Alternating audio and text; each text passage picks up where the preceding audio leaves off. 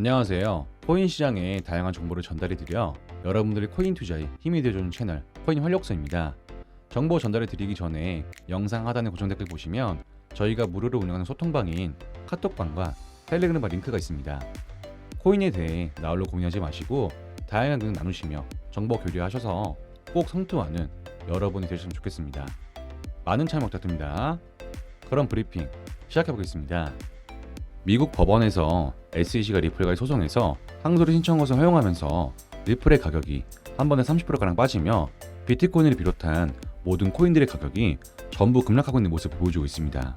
이 같은 요인들 때문인지 비트코인의 가격이 2개월 만에 최저치를 기록하며 10억 달러가 청산됐고 계속된 박스권 행보세를 보였던 암호화폐 시장이 전부 하락세에 접어든 상황입니다.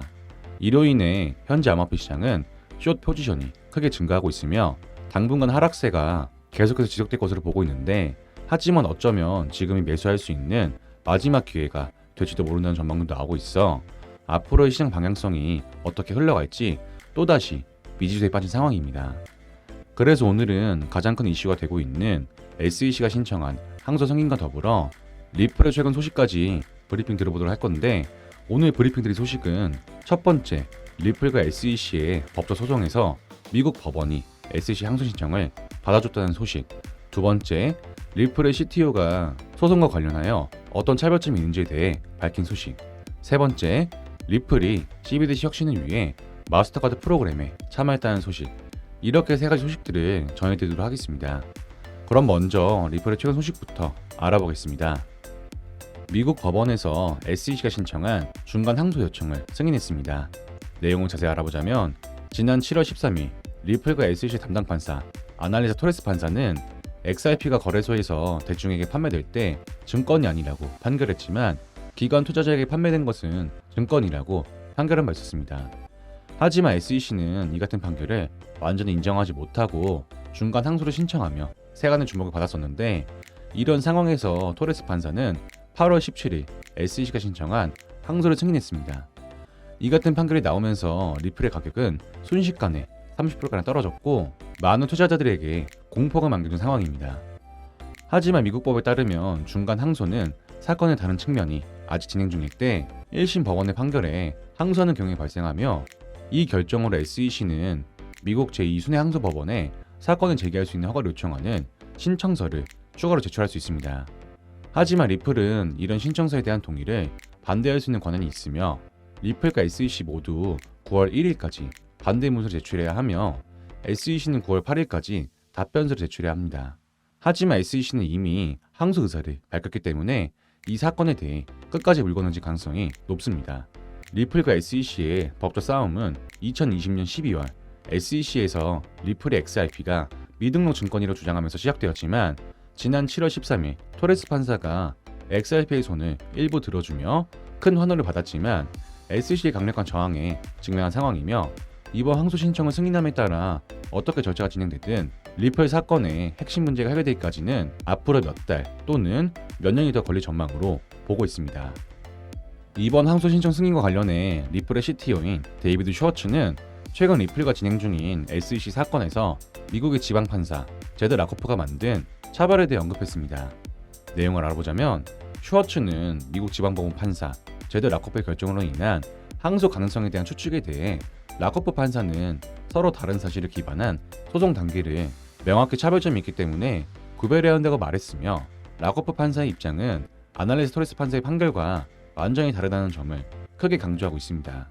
테라폼 랩스에 대한 SEC 사건을 감독하는 라코프는 리플 사건에서 발생한 부분과 비슷하다며 리플이 미등록 증권이 아니라는 사실을 기각했는데, 리플과 테라폼 랩스 사건은 과정부터 다르며 완전히 다른 차별점을 가졌기 때문에 이 사건과는 비교할 수 없다는 의견과 함께 여전히 이 소송에서 리플이 유리하다는 입장을 강력하게 구축하는 입장을 내비치고 있습니다.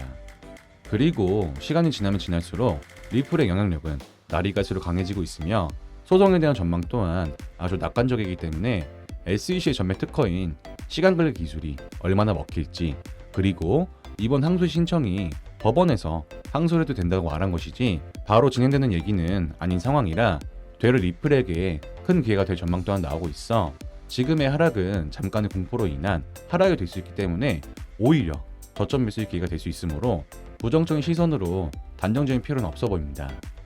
이어서 다음 소식입니다. 리플이 CBDC 혁신을 위한 마스터카드 프로그램에 참여했다는 소식입니다.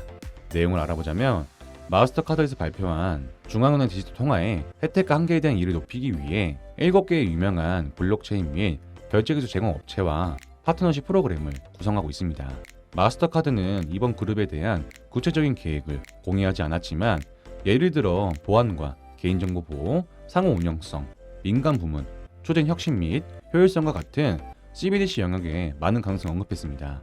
이와 관련해 마스터카드의 디지털 자산 및 블록체인 책임자인 라즈 다모다라는 디지털 기반의 미래를 내다보면서 CBDC를 보유한 가치가 다른 형태의 돈처럼 사용하기 쉬운 것이 필수적 요소라고 말했으며 이미 다양한 방식으로 CBDC 개발을 기여한 회사들을 하나로 모을 것으로 예상되고 있습니다.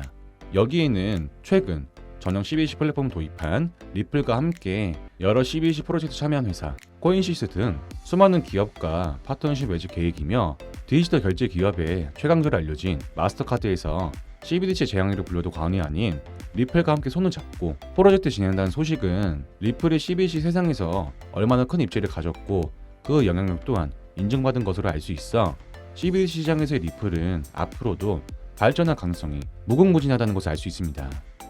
자, 여기까지 오늘 전해드린 리플의 최근 소식들을 정리해드리자면 첫 번째, 리플과 SEC의 소송에서 미국 법원이 SEC 항소 신청을 승인한과 동시에 리플의 가격이 30%가량 빠졌지만 이는 항소를 진행해도 좋다는 얘기이지 바로 진행되는 것은 아니기 때문에 마냥 부정적으로 단정적인 필요가 없다는 소식.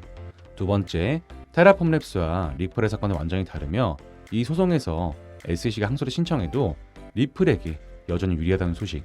세 번째, 리플이 새로운 CBDC 혁신을 위해 디지털 결제 대기업 마스터카드와 협력하며 리플이 CBDC 시장에서 얼마나 큰 영향을 가지고 있는지 알 수 있는 소식. 이렇게 세 가지 소식들을 전해드렸는데 기존 리플 투자자분들이나 새롭게 진입하신 분들이 계신다면 오늘 전해드린 소식들 잘 참고하셔서 도움되시길 바라겠습니다.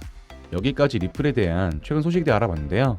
저희 채널 영상도 영상이지만 이 같은 리플에 대한 정보와 이슈를 잘 몰라서 투자하기 힘드신 분들은 영상 하단에 고정되어 링크에 들어오시면 리플을 비롯한 여러 코인들의 정보와 시황들을 일체 유료 정보료 없이 코인 투자자들끼리 정보 공유가 가능하기 때문에 부담 없이 자유롭게 정보기를 하시면서 조금이나마 도움되시 바라겠습니다. 많은 참여 부탁드립니다. 감사합니다.